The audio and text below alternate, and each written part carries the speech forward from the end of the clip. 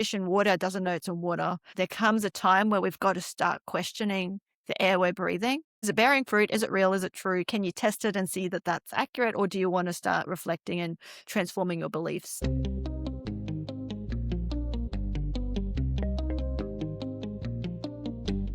Hey everyone, welcome back to More Than Before, the podcast about becoming who you were created to be by leading with clarity, ownership, and purpose. My guest today calls herself a culture optometrist, someone who helps leaders see clarity again. She is a social worker, behavior education expert, and a member of Maxwell Leadership. She has spent over 2 decades helping schools move from control to connection. And today I get to call her my friend. I am so excited to have her on the podcast.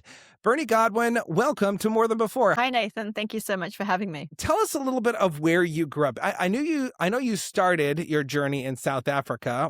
How long were you in South Africa before you migrated to Australia? Yeah, so I grew up in South Africa in the 80s. Throughout the whole 80s. I moved to Australia in 1991 and we arrived on the Gold Coast and slowly made our way to a place called Logan, where I've spent probably the last 30 years. Logan is a very low socioeconomic mixed kind of location. It's at the middle of nowhere between Brisbane and the Gold Coast. Any space in between is called Logan. And it's just a big sprawling space with 7 city centers or epicenters rather than like a central place. So it's an interesting environment to grow up in, to live in. And yeah, so I think like in South Africa, in the 80s, many people would have been immigrating around that time. I was under 10 and life, I didn't see things, I didn't know things that were happening at the time that were quite destructive to humanity. But I think it had a big bearing on me even choosing my pathway to being a social worker and just supporting sustainable life for other people and to speak into other people's life wherever I can. Yeah, I love that you say that too, that, your childhood really did pave the way for what you do today and working with a lot of families and helping educators all around the world. I'm really curious because so you grew up in South Africa for the first 10 years of life, essentially. And you said monkeys, I think at one point too, which really captured my attention.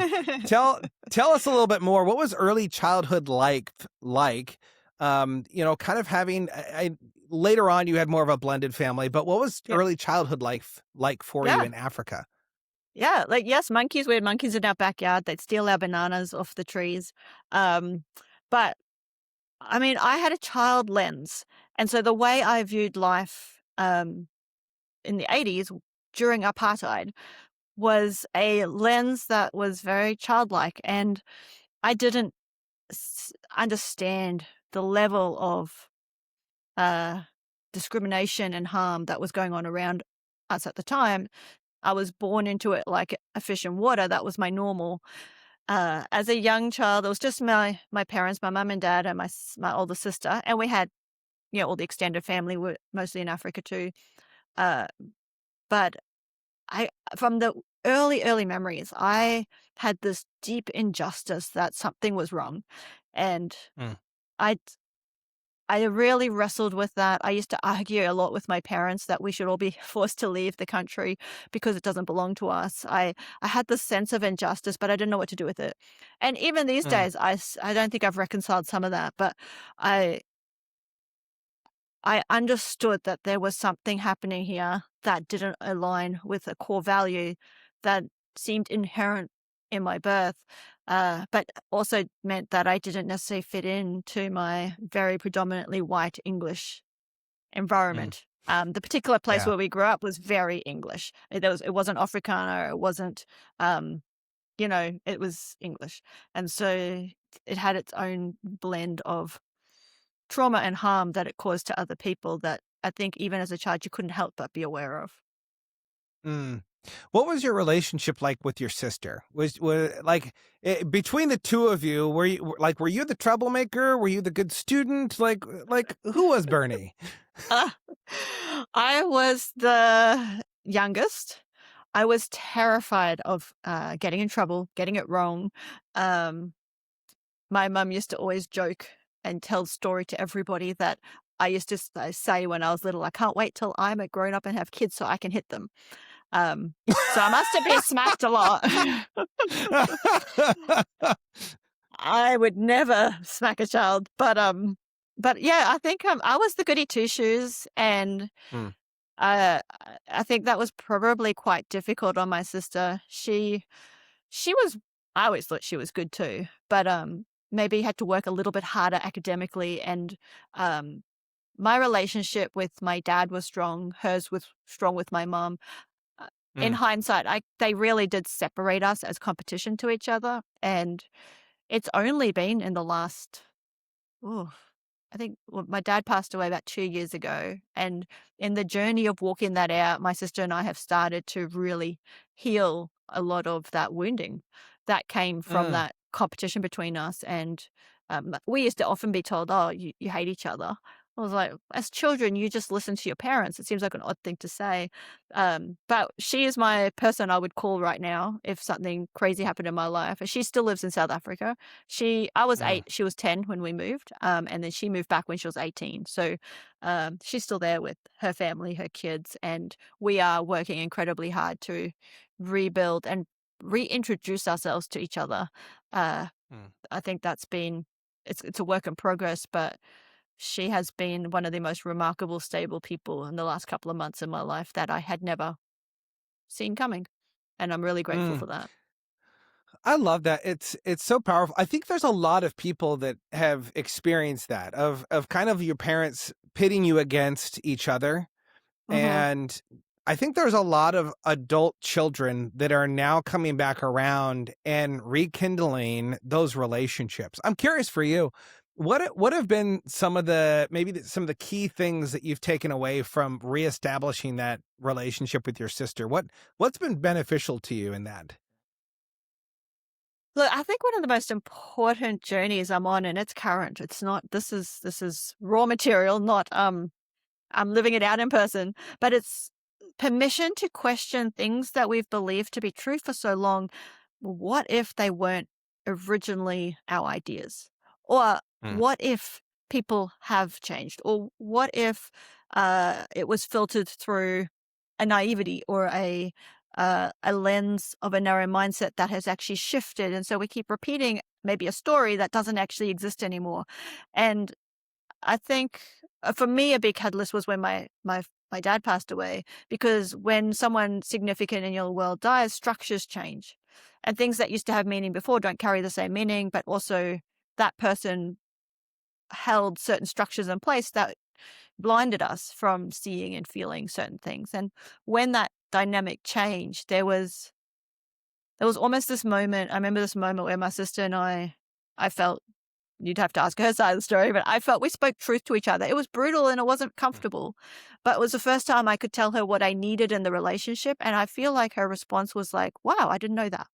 Okay, I can do that. mm, And she's the one who significantly changed her behavior towards me, and um, made it really safe and easy for me to build trust back with her, even after 40 plus years um, mm, of doing life together. I think staying open minded is probably the biggest thing, that what we have been told and believed to be true, a fish in water doesn't know it's in water. And there comes a time where we've got to start questioning the air we're breathing. And is it bearing fruit? Is it real? Is it true? Can you test it and see that that's accurate? Or do you want to start reflecting and transforming your beliefs? I'd say that's a mm. big part of the process that's happened for me, at least in my Yeah. relationships. That's pretty amazing, especially someone who's studied neurology. I mean, even an understanding how our brains work and how we function, and even if anyone, if you've listened to this podcast or a number of other podcasts on in terms of like personal growth, there's this understanding that whatever you imagine and you believe, your brain can't depict what is real and what's fake. Oh, like if you believe that something is so real, you're actually going to have that physiological response. And so it's actually interesting, like because you study these things, now going back and looking at past and relationships, you can actually look at the way that you thought and go, oh, wow, like the patterns of thought that led me to this is the reason why. And now you start to question everything, go, so what is reality? What is the reality that I wish to define from my life? Which I love that you say, right now you're currently in this place of redefining what life looks like. What's What am I true going and to not go true. through? What's true and what's not true. Like, but that's what we all do, especially at the beginning of the year. Every single year, for some reason, the first of the year we go, who am I going to be this year? What am I going to become? What am I going to achieve? And What's my I think word it's for the year? interesting. What is my word for the year? What's really interesting about that is with you talking about this, it's not so much as a how am I going to redefine and make something brand new? It's how do I make sense of the past to discover who I really am and how I'm going to move forward with that, right? Well, I guess there's that, is it Mary Angelou who said, "If you don't know where you've been, you don't know where you're going," or something like that. But, and I think it's put the caution on, we don't want to overanalyze the past or make sense of things that didn't exist. But if we're living in a belief and we can't articulate where it came from, then we have to at least question, do we even believe it? Like, have we Mm, thought this through? And, or has it been a narrative passed down? And a lot of, like, people talk about these early childhood experiences. Pre 3 years old, you don't have cognitive memory, you have physical memory. So if mm, you're carrying around a physical reaction of fear to someone from something from pre 3 years old, and you don't even realize, or a reaction to a smell, for example, that is bypassing conscious thought, like, at some point we've got to go, why do I get highly alert when I smell oranges? Or, you know, we, I yeah. I guess the pause and question, like, where did that come from? Do I still believe it? Do I want to believe it? And we talk about the applied neuroscience. It is impossible to get to that place of, I mean, everyone's throwing around the word transformation.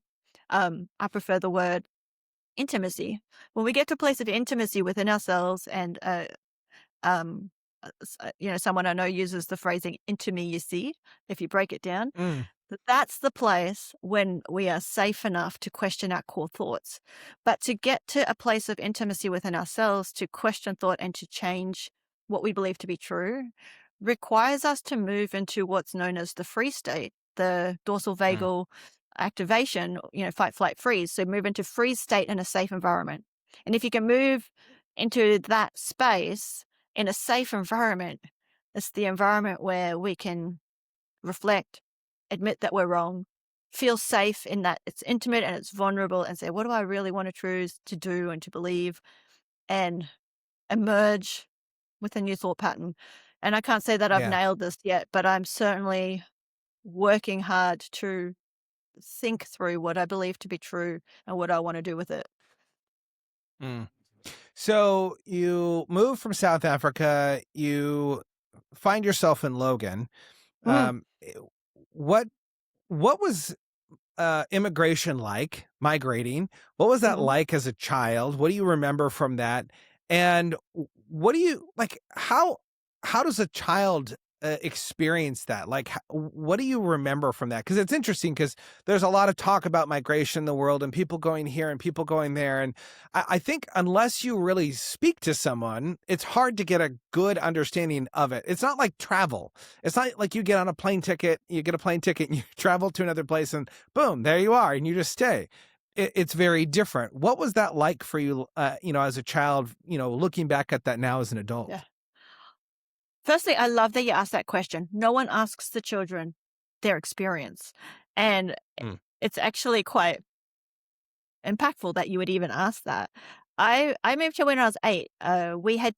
We left South Africa. We went 6 weeks through Europe, traveling, caravanning, visiting people. We arrived in Australia. I thought we were still on holidays, and we're talking before the internet. We had a world globe, so I think my parents had tried to explain that we're actually physically moving, but I'd never moved house before. I had no yeah. concept. Um, we didn't have access to information in the same way. There was no like, let's look up Australian, you'll know what it is. We just arrived here. We're visiting more family, just like we did when we were in England and France and Switzerland. And I remember that moment when I was like, I'm so sick of traveling. When are we going home? Because we had gone on holidays before. I had a reference Uh, point, and that was when I found out we're never going home. And so mm, that for me was the day I realized I was never seeing my dog again. and not my friends, my school, but also that my dog wasn't just on holidays, he was gone. And I was angry. I was really angry. It probably took, it was about grade 6 when I broke and cried that out. So it was a couple of years before I really started to accept it. Um, and that was because that day they invited a teacher to speak to our class. We were doing South Africa as a topic, and she was a South African from Pietermaritzburg, where I'm from, and she came to our class and she started speaking Afrikaans, and I didn't even know Afrikaans, but I understood everything she was saying, and Mm, the familiarity of what she shared, it was my hometown. It broke me, and mm, children don't get asked. They're not really taken into consideration when, and I'm not saying that I don't know to what degree they should be. There's certainly better ways to prepare children these days, and there's a lot of activities that you can work through with your kids to get them ready. But for me, it caused a lot of wounding between me and my parents. The mistrust was deep at that point. mm. There was, I believe, I'm trying to remember the phrase. You'd said that you were forced into uncomfortable things. I mean, essentially moving from your home. Man, it really impacts me when you say that moment when you realize you're never going to see your Ugh. dog again. Like, yeah, I can tell you, I was friends. walking across the crossing at the airport, and we call them zebra crossings in South Africa. They're like the white striped lines. And my cousins, who I never met before, were jumping the white stripes. And I wasn't playing. I was like, "What's going on?" And I remember asking, like, "When are we going home? Like, I'm over this." And that was the day. I was like, "We're not going back on a plane. This is it. This is home now." Mm. I'm curious, as you've gotten to travel and see different parts of the world. Um, what has been your experience of experiencing different cultures? Because I find that people who have traveled as young adults or even as children, they have a different perspective of seeing different cultures, of experiencing things.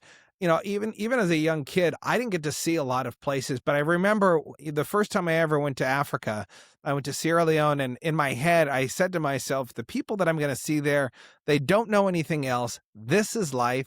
I'm not going to have pity on them. I'm just going to love them, and I'm going to experience their world the way that they experience it. And it was a beautiful thing to me. And, there's something about being in a culture that you really get to see who people are. You get to feel that heartbeat. I'm curious, as you've traveled around the world and gotten to see so many different cultures, what are some of those similar heartbeats that you see from culture to culture with different people? Oh, it's an interesting question. I mean, for myself, curiosity is, I'm always curious about how, why. Like, I remember being in Europe during that, I guess it would have been like 1991, in the punk phase, and being Mm, fascinated as a child with these big multicolored punk mohawks, and like they were everywhere. It was quite a big deal. And I guess I I have a hard time traveling even now. I'm a homebody, and mm, I think a huge part of it is the bearing on "Don't take me away from my home." mm, The cultures that or the places I have been to have always been for work. I don't travel for holidays. Interestingly, I'm having this reflection right now. Yeah, so, uh, but I mean, even being growing up in the space that I was in, we were exposed to so many complex, different cultures. But how does a child make sense of that when theirs is the culture that seems to be the one causing the harm? And so I mm, tend to just be as open-minded as possible. I know so little.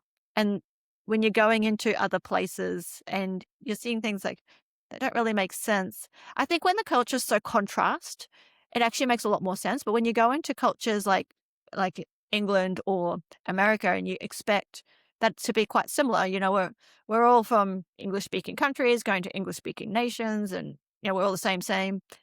Those are the ones that have, I think I find the most culture shock, because then hmm. they're not the same. They're actually quite different. And but because we don't anticipate that they're different, it can sometimes be a bit jarring when the Interesting. social faux pas and those sorts of things.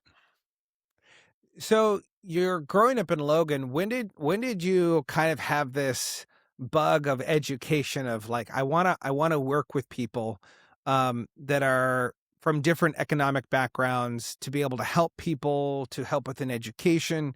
When did you start I mean, it it's it's obvious that you love education. It wouldn't be that you wouldn't have, you wouldn't be a social worker, you wouldn't have a criminology degree, you wouldn't be a behavior expert, you wouldn't have gone to school for so many years if you didn't love education and you didn't love the people that you were wanting to serve. What was the bug that bit you that you said, "Man, I really want to do this for the rest of my life"?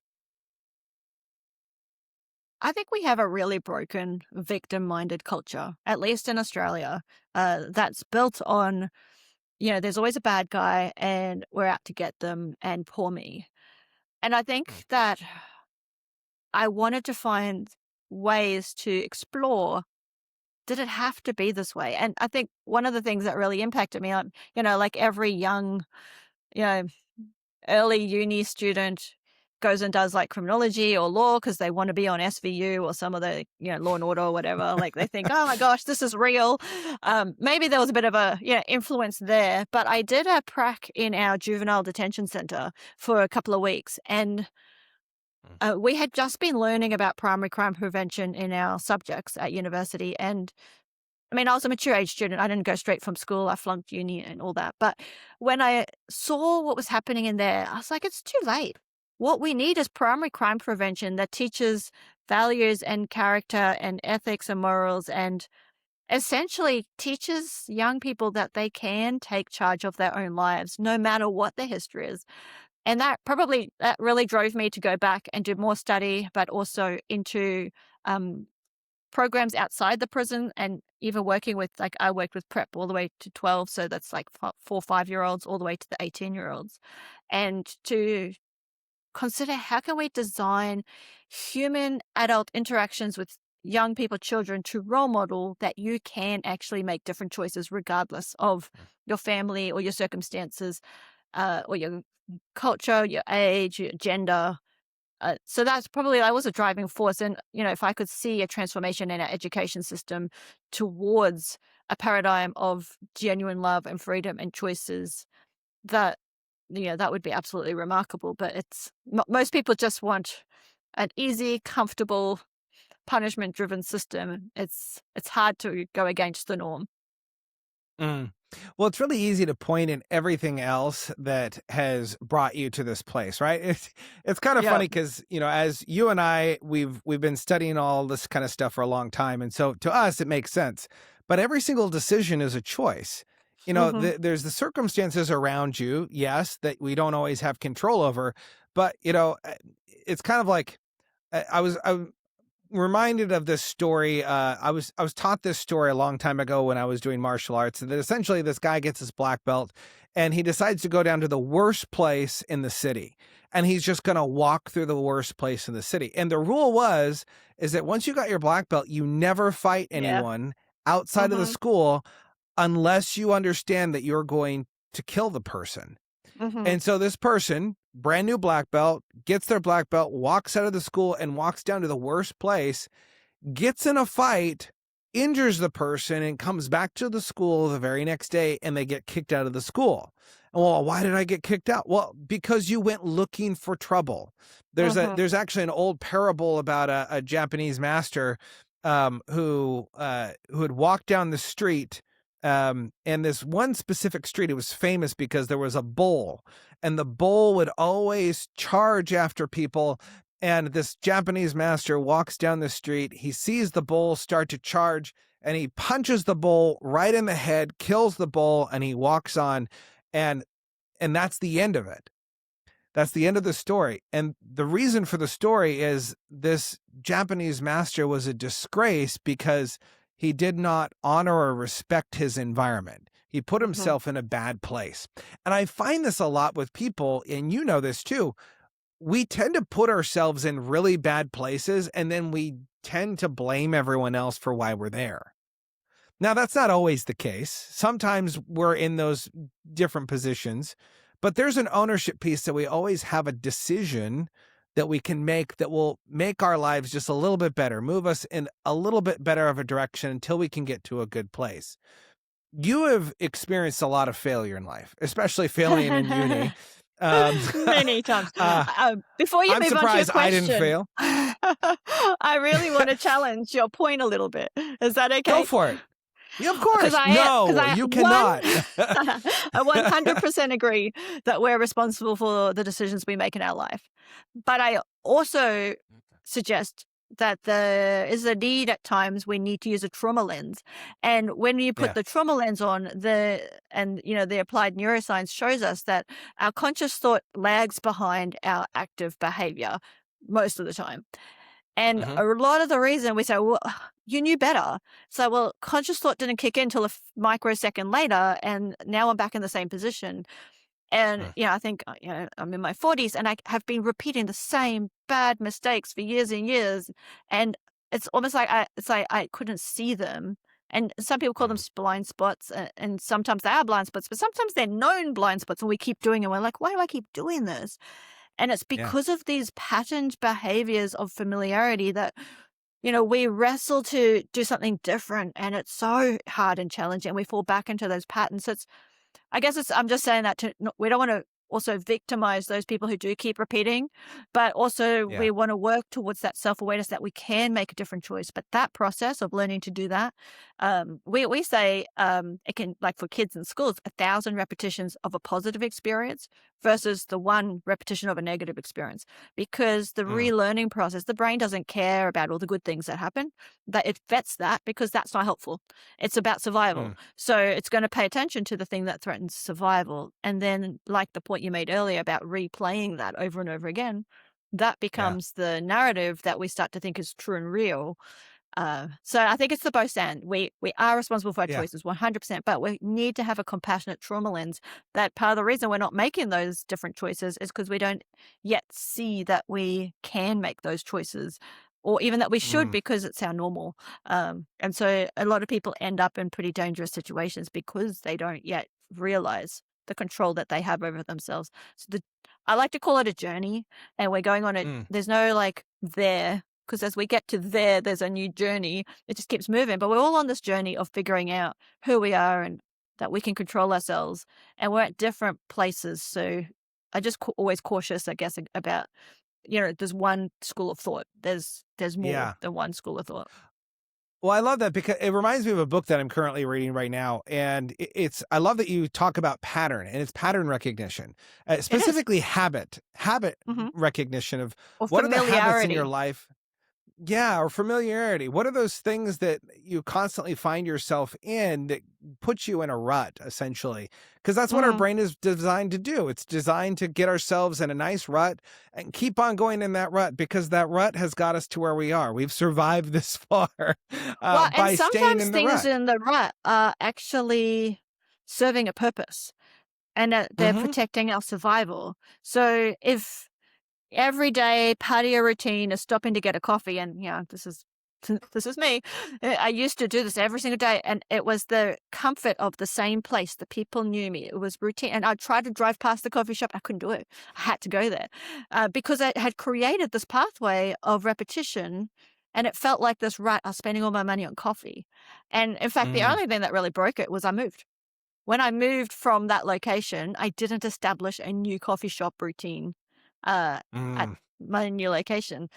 I don't know, that seems like something small, but it's exactly how that familiarity kicks in and it starts to serve a purpose. And I would get a lot of comfort and soothing from, I was so well known there that I got my coffee heaps cheaper than anybody else. And they would have it ready for me when I walked in. I mean, all those things feel amazing and you don't realize, but it was actually not a helpful thing just to mm. serve my life. It wasn't wise with finances. And, I think a lot of pattern is just that. It was a pattern that was created out of a survival instinct or, like a soothing instinct or a regulation instinct that became unhealthy. Mm. Well, there's a safety within familiarity, right? There's that Mhm. old classic phrase, better the devil you know than the devil you don't." Mhm. And there is some truth to that. Like it's my wife and I, we just moved within the last year. And so to me, I'm relearning everything. I'm currently walking all around my neighborhood. I'm like, oh, that's interesting. Oh, this is really interesting. And Yes. it You're there's just reorientating. something reorientating. But then there's the thought of, well, I can't go to the coffee shops I used to go to. There's Mhm. not the food place that I always like. You know, Yep. you have your places that there's safety and there's comfort in those things because you know what you're going to get. And so Yeah, I'm and they curious for you. deactivate the way of thinking, so you're not using your brain as much. So it's soothing on Yeah. the brain when you have your regular stuff. So I'm curious for you, how have you experienced that in your own life where maybe you came to the realization that you were in that rut constantly going over because it was safe? And what was the thing that maybe pushed you out of the rut or allowed you to make a shift in life? Whether that was you or maybe God did something. Mm. What has helped you in the past to make those shifts? It right back to what you said earlier when I interrupted your question, failure. Yeah, failure forces us to look at ourselves and question ourselves, and a lot of the time the failure was falling forward, and it was like the best thing that could have possibly happened to me, but it was real and painful, and it really required a lot of reflection in that process. Mm, So yeah, I don't know. You're either going to change because of a big crisis or failure, or because you have some incredible internal instinct to self control and self reflect, which in small amounts, occasionally, some people can do. But for most of us, if mm, you read any story out there, people want to write books, and they all want to write books because they want to tell their story of how they overcame something. It's mm, that idea that when we failed and there was that big internal break, there was breakthrough. And mm. and I have to admit, like, I failed a lot. How do you become okay with failure? I'm not okay with failure. I hate it. I don't wake up every morning, and go, "I can't wait to fail today." Kids do. Like, this is literally how kids think. They wake up in the morning, and like, "What mistakes am I gonna make today?" Because they know they're gonna learn, right? It's so Yeah. simple, and I think we're called to be childlike and to return to childlike ways of thinking because it's Mm, partly because of this. If I was giving a kid a spelling test, they get 10 words. I'm not getting them to, if they got 7 right, I'm not getting them to rewrite the words you got right and just focus on those. A bit ludicrous. We do the spelling test so we know which 3 they need to work on. That's the point of failure. Now, do we go, did they mm. fail the test? Well, no, but they failed to get those words right. And I think that, yeah, I hate failure. I hate getting a word wrong, but it's necessary. And honestly, I think there comes to a point where, when it's so bad, you have to laugh at the situation because, like, this can't get any worse, surely, but you know it's going to. And I have been there so many times. I'm not that old. I feel like I'm only halfway, and oh my lord, like failure. Failure is what sharpens us. It's what forces us to do some deep introspection and really show us who we are, show us who our world is around us that we're keeping close. Uh, Mm. uh, and yeah, I keep failing on a regular basis, not always by choice. I could tell you that. I wouldn't say it's often by choice. Well, but failure is feedback, right? It's a way to tell that maybe something like because we always judge ourselves by the result versus judging ourselves based off of the process that we're going through. And I think that if we were to all take a moment and just think about what I just said there, because I don't know where it came from, but it sounded pretty good to me.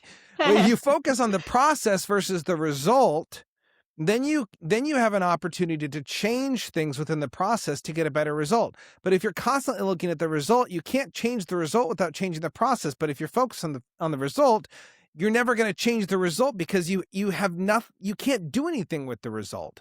Yeah. I love that you bring up this idea of being childlike. Christ talked about this. Jesus talked about Mhm. being childlike, having the faith of a child.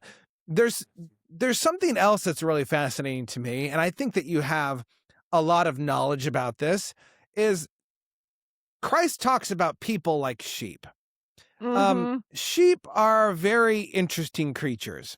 Aren't they I know ever? people who have raised sheep, and Mhm. they look really cute, but if you've raised them, You have a different feeling, I think, about sheep than most people do that look at them as these soft, cuddly creatures.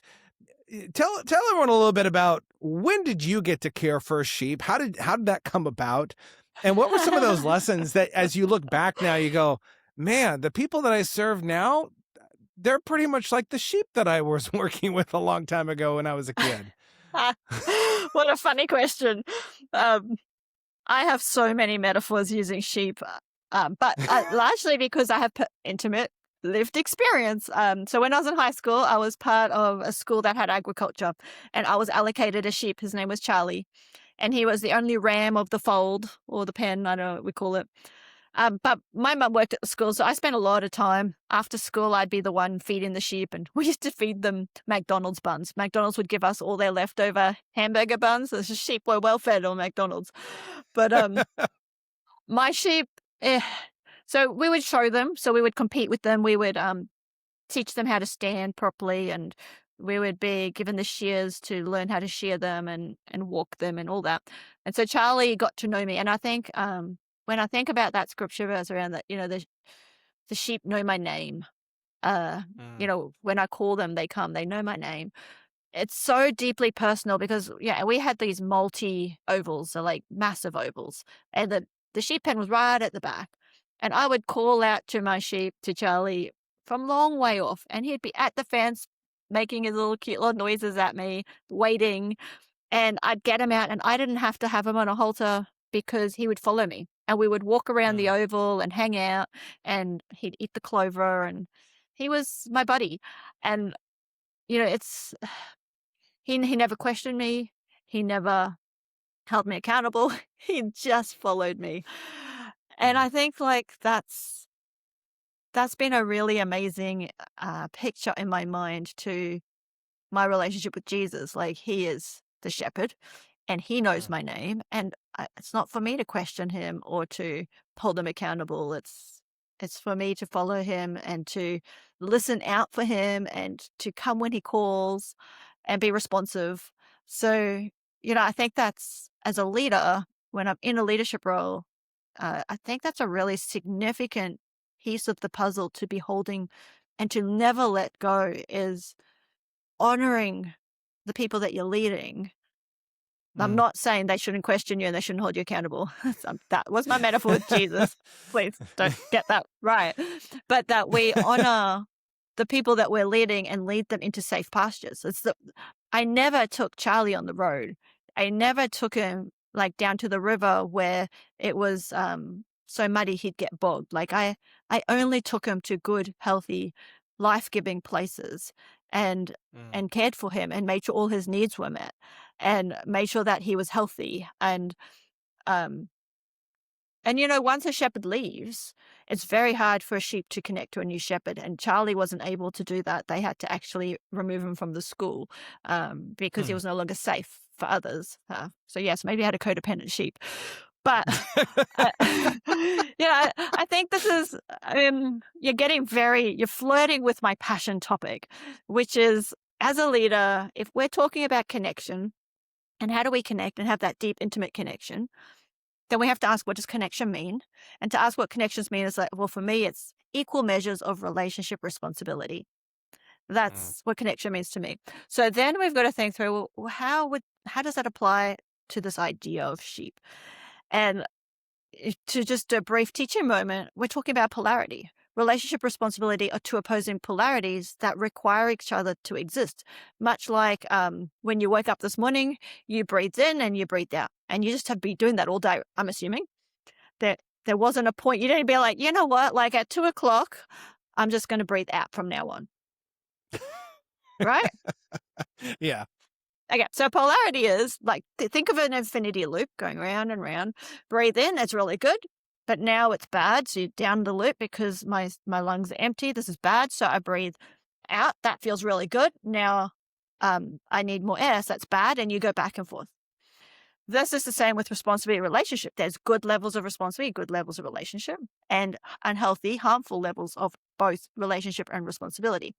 And the picture is the shepherd is there to guide the sheep through a picture the same infinity loop recognizing the people you're leading, do they need responsibility right now or do they need leadership? And do they need healthy Mm, levels of it or are you giving them unhealthy levels? And if you picture, once you're in one side of that infinity loop, let's say it's the field for the sheep and it's depleted of all the grass and there's no life left in it, you've got to move the sheep to the other pasture. You don't keep them in that paddock and be like, well, the water's over there, but we're staying here.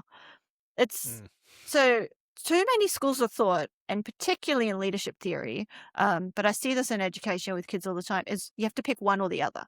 It's either mm, high rules, high standards, high expectations, policy, accountability, or high relationship, high connection. We must be best friends or even family. The person in charge is, our father. And we, those two schools of thought are super dangerous. High responsibility leads to rebellion and high relationship leads to chaos. Either one can't exist. Those polarities need each other to exist. And so, mm, when I think of the shepherd and the good shepherd, they are paying attention to the field and they're moving the sheep back and forth into the pasture so that they're mm. getting nourished and so that they're in a healthy place and they're getting access to what they need. And they're taking ownership, they're caring and they're responsible. And, but I could go on and on. This is my pet topic. Um, but we need to Well, start shifting from one pole or the other. what I love about this though is you can't get a sheep to lie down unless it feels safe. Yeah. He leads me by still waters. He makes Mm-hmm. me lie down by still waters. There's something really powerful about that, and I know that you can talk about this. That with the people that you lead within education, any kind of education, no matter what industry you're in, if you want to learn something, you have to be in a safe space that you Mm-hmm. feel your brain can feel like it can take away the mechanism of fight or flight and start to actually learn things, right? Yeah. How important is it to create a safe space when you are trying to create change in your life? Oh, Nathan, this is you're nailing the most important message of the only way transformation can happen. Because, I mean, essentially, if you look at the neural circuitry that is required for fight, flight, freeze, um, those parts of the brain that are lighting up is just a physiological reaction to a fear environment. So, fight, flight, freeze in a safe environment is play, learning, intimacy. You only, the vagal break of intimacy, which is the dorsal vagal reaction, where you would lie down and feel safe enough to be still, is happening in that third layer, which is a safe freeze. And most people who talk about fight, flight, freeze don't ever add that this is not about our physiological reaction doing something wrong. It's about our physiological reaction reacting to the environment, whether it's fear based or love and Mm, safety based. But then we come back to the trauma lens and say, well, some people have a physiological reaction that says they're in danger when they're actually safe. mm, So a student, let's say a child who has been abused in a home, abusers are incredibly smart. They're incredibly manipulative. And let's say they had essential oils. This is a common one that people don't think about. And they've got the lavender because they've got the calming sense. And so then the student goes to school and of course all the teachers want to have essential oils burning in their classroom. And I'm like, oh my Lord, like, don't you think that other people haven't given this thought as well? And so these kids are reacting because olfactory reactions bypass neural logic and they're the mhm, fastest reaction you'll get. And then we have these kids misbehaving, but we don't know what's happened. They can't tell us. Often they don't know why they're reacting. And you go down to the classroom and it's got some sort of strong smell. And, often we think we have a safe environment, but it's not. The same as if a mm, child grows up in a home where there's lots of screaming and yelling and anger, they come to school with a teacher with a soft sing-song voice, like Miss Honey on Matilda, and you go into that classroom, that's not love because love to them is being yelled at and to be aggressive. And so they come into this mm, environment and it's so foreign, they can't make sense of it. They can also repel what is genuinely safe because the brain has learned to compute what is safe based on a historical experience. So the brain lies to mm, us all the time, but it's essential that we know we to create those safe environments. It takes time, takes repetition, takes intentionality, and you have to like the phrase "Can you do who you say you are?" Like Mm, Whether it's a child who sees through the fact that their teacher's smiling and says that they like them, but they know they don't. Children are not stupid. But same with, if you're working for a boss and you're like, gee, I'm pretty sure they hate me. Like, we've had enough interactions now that their behavior and their words are not matching up. There's an mm, intuition we all have through neuroception that says something's off. What I'm hearing is not aligning with what I'm feeling. And so, as leaders, it is vital that we protect our relationships by creating environments of safety and recognize if someone's not acting like they feel safe, what's going on for them, and how do we, I love the phrase, slow down to the speed of relationship and meet them where they're at. And again, mm. walk the journey. They don't have to be where I'm at. I just walk the journey with them. That's so good. By the way, if you're listening to this right now, you need to go back and listen to what she just said for like the last 2 minutes and just put it on repeat over and over and over and over because there's so much gold in what she just said. It is so good. I am curious because we've talked about faith. And I love Hmm. getting into faith because I don't know why. A lot of people just shy away from faith when it comes to podcasts and pretty much every aspect of business. And faith is huge to me and I think to a lot of people. I'm curious, how has your relationship with Christ, with Jesus, how has that shifted over the years from being maybe a young child? I don't know if you're grown, if you grew up Catholic or anything like that, but how has your relationship with Christ evolved over time? And where is it right now? How does that lead and inform the way that you currently navigate your world? Yeah. I mean, I'm someone who shies away from talking about my faith on podcasts.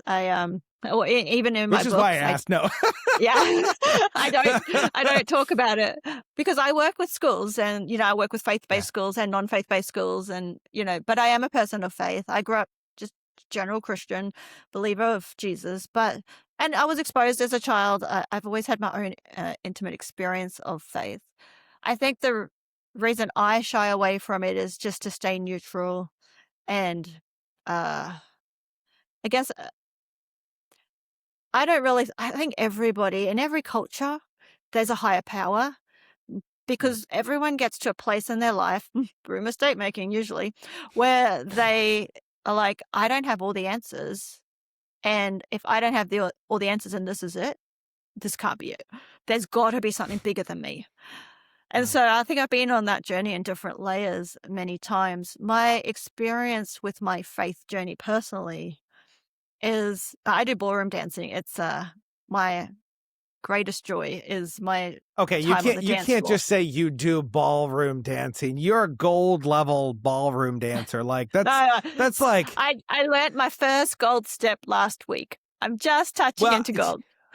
well, consider like the majority of people that are probably listening to this right now that are going, "What's ballroom dancing?" Like, you, I mean, I would say that you're probably in the upper echelon of people that do ballroom dancing. Yeah, I don't think a you're and probably you know like what? run of It's the mill. completely useless because unless I take my teacher with me to that wedding, I still can't dance because I'm a follower, not a leader. This all comes back to the sheep, right? So in ballroom Yeah. dancing, and you hear the metaphor thrown around all the time, the two people in it takes two to tango or two people in partnership. Uh, Unless you've done dance, you need to just give it a go for it to really come alive. Once I got on the dance floor and I started to learn some I'm a follower being you don't have to take a follower just because 'cause you're female, but I choose follower. The leader is my teacher, and so his job is to show me the steps, to help me refine the steps. It's to lead, it's to navigate the dance floor, like, so that we don't hit the wall. It's to choose what steps we're gonna do. We do freestyle, which means it's none of it is like, they aren't learnt performances. We're actually genuinely dancing to the music. My job is to know how to listen to the music, to learn my steps, to listen to the very subtle signals of what my teacher's given me, and to constantly perfect my own posture, my own presentation. So, what does that have to do with Jesus? If he's our leader, or if for me it's my relationship with God and the Trinity, my job is to learn my steps at increasing measure, slowly but steady, to practice them, to come back and ask questions, and to, work on my posture and my form, and to pay attention to timing. But his Mm, job is to navigate and to anticipate and to give me the signal of which move we're going to use next. Now, he can't signal for me to do whatever that step is if I haven't learnt it and if I haven't mm, remembered it. And so once I started dance, my relationship with God changed significantly because I mm, forced myself into the role of follower like every week. And then when I started thinking, well, how's that apply in leadership? Uh, yeah, I made myself the sheep essentially. And in mm. leadership, it's the same. My job is to navigate. My job is to anticipate. There's an obstruction in the way. There's another couple we need to move around. Like my job is to set the timing for the dance, like to signal the move we need to make. My team's job is to learn the steps in increasing measure that I'm teaching them and to be Mm. able to listen to the music and to anticipate the dance and to recognize my signals so that we both have a part to play. But I think there's a lot of parallel between that. But for me, learning to dance was about learning to be a follower, and it changed the entire way that I operate with God. It doesn't mean I don't try to take the lead sometimes. Back leading is a real thing. Yep. Or you get off timing and you're like, oh my word, what have I done? Or you misstep and you guys collapse. You're like, yeah, that's a real thing. I love it because there's so many similarities between like dance, like martial arts. So martial arts, I have a deep background in martial arts. Even with kata, the Japanese forms, they used to call it was a dance. Mm-hmm. Dancing with these moves. But it's interesting because some of the best people that you look at, they're not rigid. Mm-hmm. They're relaxed. Now, it doesn't mean that they don't have structure, right? And Bernie, you understand this because when you're dancing in a ballroom dance, like there is structure that your body needs to be in to move. Yeah. But you can't be so rigid that you can't be moved. There has to be a Oh, they're the relaxed worst nature. people to dance with. You cannot dance with someone who's rigid. Equally, someone whose body is like water. And you're dancing with like, I don't know, like those things in the car parks that blow up and down. Like you're like that. You can't get a signal from that either My kids love extreme. those things. But it's such a beautiful metaphor for life and even a relationship with the creator of like there is a structure that you've been given of how to operate in the world that we live in, and God gave you a specific structure, how to show up and to hold that structure.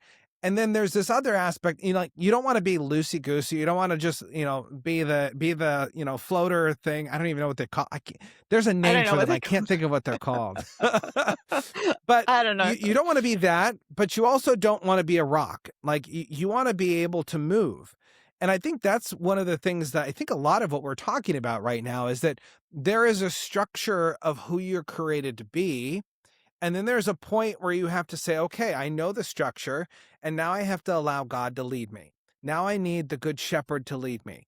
And there's also this piece of realizing that you're in a safe space with God. There's a space that you have to come to that you say, okay, God is going to lead me. He wants good for my life, and I'm going to trust him in this.